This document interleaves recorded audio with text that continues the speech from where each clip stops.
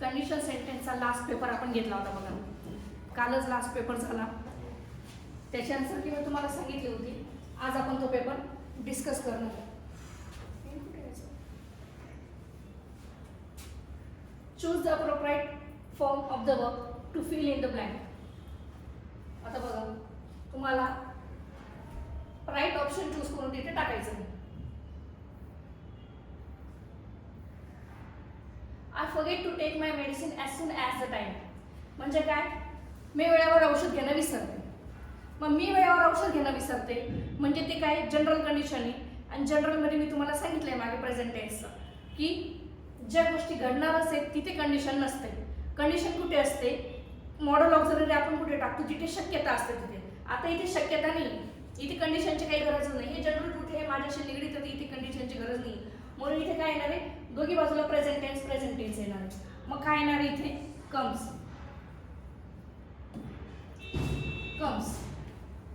Okay, बरोबर आहे. Fill in the blank with appropriate form of the verb. If dash the king you should be my queen. काय होतं इथे answer, काय लिहिलं होतं तुम्ही, वेअर. बरोबर, वेअर का, कारण ही हायपोथेटिकल कंडिशन. जर मी राजा असतो तर तू माझी राणी असते. हायपोथेटिकल कंडिशन म्हणजे सिंपल पास्टचे जे आपण मागे घेतले होते, if I were, if he were, तिथे आपण बघितलं होतं. तर तिथे काय येणार आहे, वेअर. मी हा दोन तर प्रेझेंट वाला आहे, यात डेफिनेटली येणार नाही. राहायला वॉज आणि वेअर, आणि वॉज काय असतो, स्टेट ऑफ बिंग दाखवतो किंवा वॉज रियालिटी दाखवतो.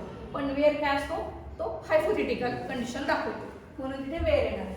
त्याच्यानंतर choose the grammatically correct sentence. If Gandhiji was alive what a different it makes to the country.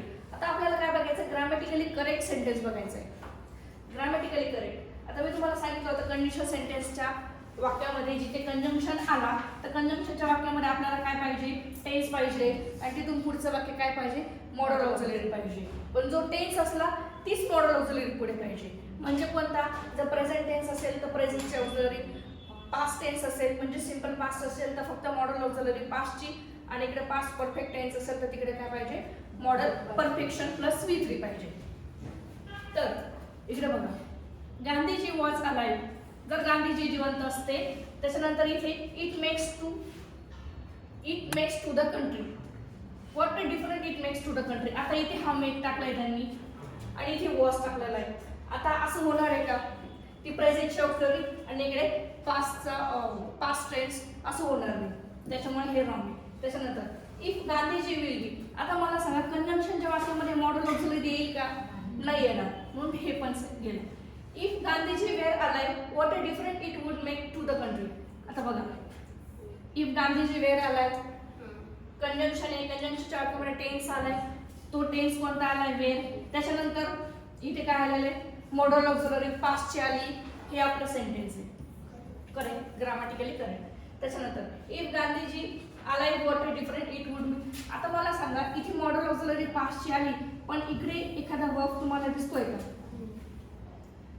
म्हणून हे स्ट्रक्चर चुकीचं आहे. त्याच्यानंतर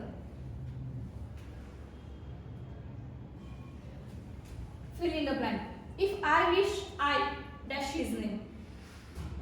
इफ आय विश आय. आता विशचे सेंटेन्स कुठे येतात, सिंपल पास्ट मध्ये येतात. मग आपल्याला सिंपल पास्ट मध्ये मग काय पाहिजे होतं पुढे आपल्याला,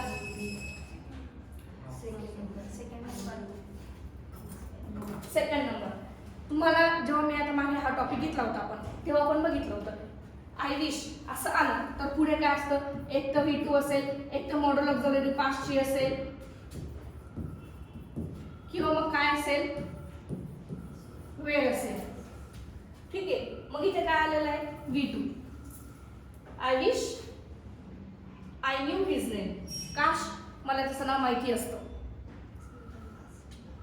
आय विशच्या नंतर एक तर V2 येईल किंवा मॉडल ऑक्झिलरी पास्टची किंवा वेळ येणार. मग तिथे काय दिलेलं आपल्याला, वर्ब दिलेले आहेत, वर्बचे फॉर्म्स दिले, तर त्याच्यापैकी आपल्याला V2 शोधायचं आहे. Fill in the blank. When it dash dark we will have to stop. We can work in the dark. आता मला सांगा, when it dash dark we will have to stop. आता इथे मॉडल ऑक्झिलरी प्रेझेंटची आली आहे, इकडे मॉडल ऑक्झिलरी प्रेझेंटची आली, इकडे आपल्याला काय पाहिजे, टेन्स पाहिजे. कोणता टेन्स पाहिजे, प्रेझेंट टेन्स पाहिजे. मॉडल ऑक्झिलरी प्रेझेंटची मग प्रेझेंट टेन्स आपल्याला एकाच ठिकाणी दिसतोय गेट्स. आहेत का हे उत्तर तुमचे? fill in the blank.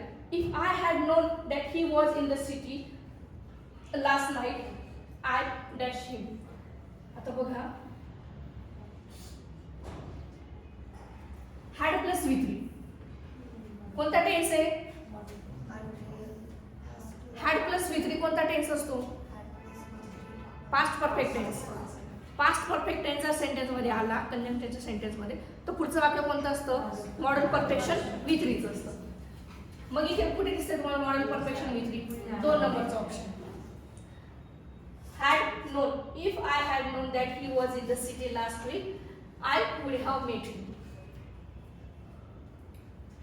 Choose the correct alternative to complete the following sentence. If I had seen him. आता बघा परत आला काय? had plus V3. If I had seen him, had plus V3 आला, तर पुढे काय यायला पाहिजे आपल्याला? मॉडल परफेक्शन यायला पाहिजे. मग कुठे दिसतं तुम्हाला मॉडल परफेक्शन? हा हॅड डेफिनेटली इथे दिसतोय का तुम्हाला मॉडल परफेक्शन? इथे काय दिलंय त्यांनी? हॅड दिलाय, त्याच्यानंतर हा रेकग्नाइज हा V1 दिलेला आहे, त्याच्यानंतर हा इथे विल दिलेला आहे, इथे फक्त मॉडल ऑक्झिलरी पास्टची दिली आहे आणि त्याच्यानंतर हा रेकग्नाइज दिलेला आहे. सॉरी, इथे मॉडल परफेक्शन दिलेले वुड हॅव आणि रेकग्नाइज V3 दिलेला आहे. बरोबर आहे का ते? बरोबर आहे ना ते? कॉन्फिडेंटली उत्तर तर द्या. If I would have definitely recognising, फक्त तिथे काय आलंय? वुड हॅवच्या ठिकाणी डेफिनेटली मध्ये आलेलं आहे. फक्त एवढ्या अशा गोष्टीमुळे कन्फ्यूज नका होऊ. कारण मॉडल ऑक्झिलरी मॉडल परफेक्शन नंतर लगेच तुम्हाला V3 येईल असं नाही, त्याच्यामध्ये एखादा शब्द येऊ शकतो किंवा नॉट येऊ शकतो किंवा डेफिनेटली येऊ शकतो. Pick out the grammatically correct sentence. Had I known this before I would not have done it. Sorry,